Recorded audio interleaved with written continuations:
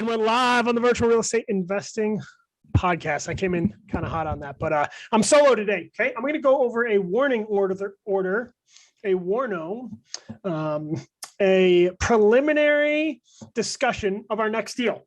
Okay, I need to start with, I don't like how everyone says, hey, this is not financial advice, yada, yada, yada. But I think this is one of those situations where I do need to actually make one of those disclaimers. Okay. So if you end up investing in this deal with us, or you want more information on this deal, our attorney is going to help us draft up a PPM, a private placement memorandum. And what's in that private placement memorandum is what should be used to analyze the deal. Okay. I may misspeak at some point during this quick podcast. So don't take anything I say here as investment advice or specifics about this deal without looking at our private placement memorandum. That being said, let's jump into it. Frank and I are a little under a month into owning our first facility. That's in Lawton, Oklahoma. We're hitting our projections. We're feeling good. We're learning new lessons every day, but generally things are going well. We're excited about it. We're getting ready for deal number 2.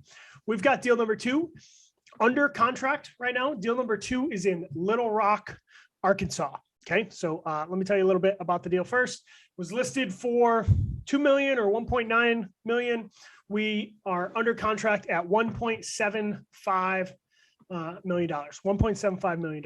Okay, it's a facility that the one sentence of it is it's 100% occupancy,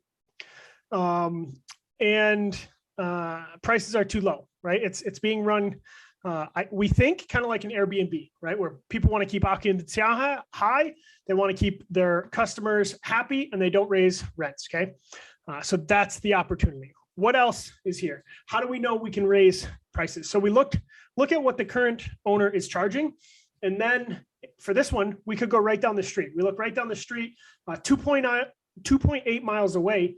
We find a facility that is not in as good a condition, that's charging, roughly 20% more than the facility we're under contract on, right? So we know just to get to market rates, not even to get aggressive on those rates, we should be able to go 20% just to be about what our neighbor is, okay? So, we can run our numbers like that. We go, okay, what is this facility currently doing? What does it do if we increase rates by 20%? And then we can back into that purchase price to try to figure out how we can pay this much, right?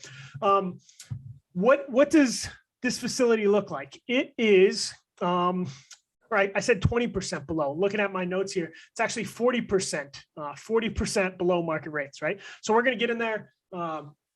Most likely we'll get in there and we'll raise rates on day one. We'll probably won't raise 40%, but we'll probably raise 20%, right? And expect some people to move out, but we'll work hard to get it up to market rates as soon as possible. And also, this facility currently doesn't do any, I think they've got a Google business page, but it's really weak. You can't reserve or pay to reserve a facility on their website. You actually have to call them. So, we can use some technology to make sure people can reserve from the website, but it's a nice facility. I don't have how many square feet it is right in front of me. I want to say it's like 20,000 something square feet. It's got a nice gate, nice looking facility. Okay. So what do our numbers look like? Okay. Our goal and how we're underwriting this deal, and this is the part that could change. So this is the part you want to look at our private placement memorandum, but we're hoping to get a IRR for investors of 20%, right? We look at that as being high, right? But we think we can hit it. How are we going to hit it? We're going to buy this facility. We're going to try to increase rates, hopefully to the 40%. We're going to try to cut expenses. We're going to try to automate the facility as much as possible. And then once we can stabilize at those new revenue numbers, those new expenses numbers, we hope we can sell at a low cap rate, right? So we're looking to flip this property. And when I say flip, what I actually mean is like a 2 to 3 year flip. And we hope if we're able to do that, we can get our investors a 20% IRR. Okay. So what else does it look like?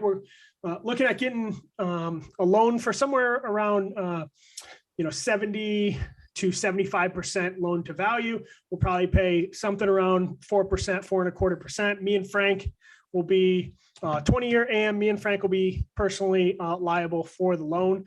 And then how are we going to get from $1.2 million that the bank's going to get us to the 1.85 or so that we need to close this deal and have some reserves? We need to raise another $650,000, right? How are we going to raise the $650,000?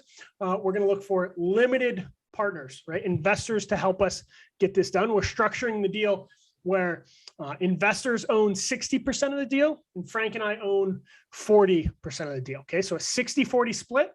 And then as we operate this facility, we've got a 6% preferred return built in. So the first 6% of all cash flow will go to investors. After that, cash flow will be split 60%, 40%, 60% to the limited partners, 40% to the to me and Frank. Okay. And then when we sell the initial capital that was invested, that'll go back to the investors, right? That gets paid first. Then we do the math to make sure we are caught up on the 6% preferred return. Once we catch that up, then we go 60-40. The investors take 60%. We take 40%. Okay. And then there's a fee structure too. Like, does Frank and I get anything else, or do we only get the 40%? We're also charging a 3% acquisitions fee that covers all of our effort to put this deal together and get it closed. So 3% of the purchase price, and then also charging 1% of purchase price, or correction, 1% of sale price when we sell it, right? Because it's going to take us a lot of work right at the 11th hour of the fourth quarter to try to get this thing sold. Okay. So that's the gist of the deal is from fees, 3% acquisitions fee, 1% disposition fee, no management fee, right? Which is something a lot of people charge. And then 6% preferred return in 60-40. We adjusted those parameters to try our best to get investors to be able to hit a 20% IRR on here. Okay. And how we think about that 20% IRR is we look at it like that is the place in our career we are, right? We're young investors going from single family to self-storage. So we have a lot to prove. So when we talk to investors, I think, they understand that we have confidence in our ability to buy a property that is currently undervalued, underoperated, bring it up to market and try to sell that. Okay. I think at some point we will graduate into longer term holds and, a different risk adjusted return, different risk profiles, but that's where we're at right now. Okay. And then we're going to use ESS, Easy Storage Solutions. We're going to look at advertising on SpareFoot, making sure we get SEO and pay-per-click Google ads going. And then if you look at Little Rock, I've never been to Little Rock. I'm going there next week.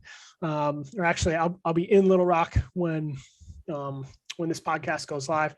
But flying in there, it's almost 1 million people. I think it's over 1 million people in the metropolitan area. Lots of diversity in employers. So we feel good about that. All right.